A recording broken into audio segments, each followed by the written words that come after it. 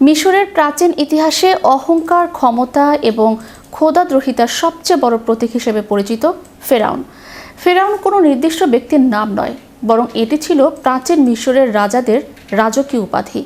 কিন্তু ফেরাউন নিজেকে কেন সৃষ্টিকর্তা মনে করত, এ নিয়ে বিস্তারিত থাকছে টাস্ক রিপোর্টে। মিশরের প্রাচীন ইতিহাসে অহংকার, ক্ষমতা এবং খোদাদ্রোহিতার সবচেয়ে বড় প্রতীক হিসেবে পরিচিত ফেরাউন। ফেরাউন কোনো নির্দিষ্ট ব্যক্তির নাম নয়, বরং এটি ছিল প্রাচীন মিশরের রাজাদের রাজকীয় উপাধি। হাজার হাজার বছর ধরে মিশরের নীল নদ ও পিরামিডগুলো বহু ইতিহাসের সাক্ষী। এই উপত্যকাতে গড়ে উঠেছিল প্রাচীন পৃথিবীর অন্যতম সমৃদ্ধ সভ্যতা। আর এই সভ্যতার কেন্দ্রবিন্দুতে ছিলেন মিশরের রাজারা, যাদের বলা হতো ফেরাউন।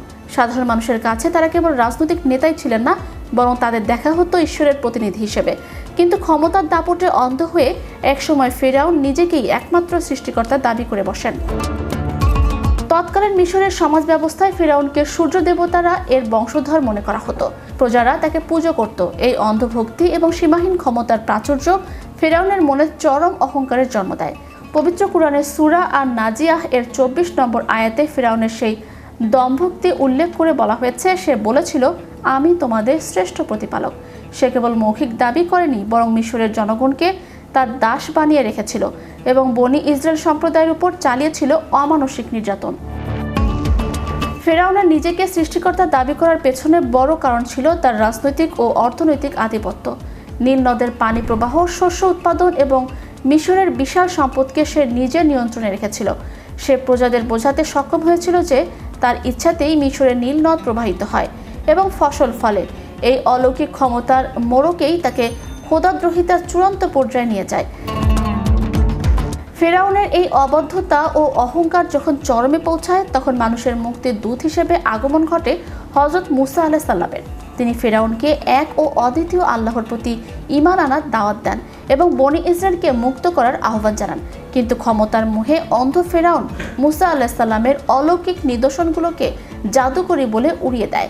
সে তার মন্ত্রী হামানকে নির্দেশ দেয় এক বিশাল প্রাসাদ বা টাওয়ার তৈরি করতে, যাতে সে আকাশ পানে চেয়ে মুসা আলাইহিস সালামের সৃষ্টিকর্তাকে দেখতে পারে।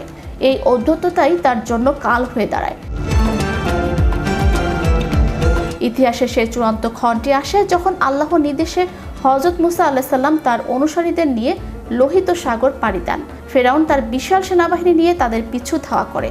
অলৌকিকভাবে সাগরের পানি দুই ভাগে ভাগ হয়ে রাস্তা তৈরি হলেও ফেরাউন যখন সেই রাস্তায় নামে, তখন সাগরের পানি আবার আগের রূপ ধারণ করে।